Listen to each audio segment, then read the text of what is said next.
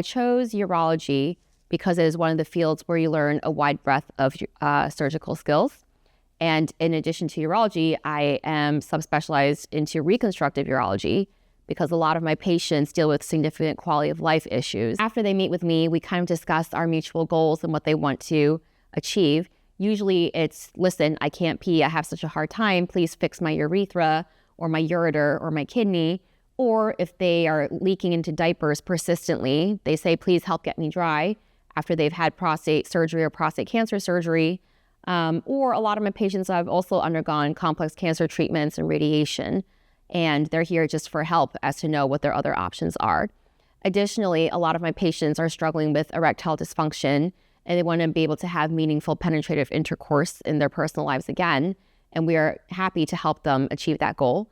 Or some of my patients also have significant curvature of their genitals or deformities, and we are happy to fix what we can to get patients happy again. First and foremost, when you come see me, usually you have already been referred by another urologist, and we go over your records, and usually the other urologist has discussed your case with me.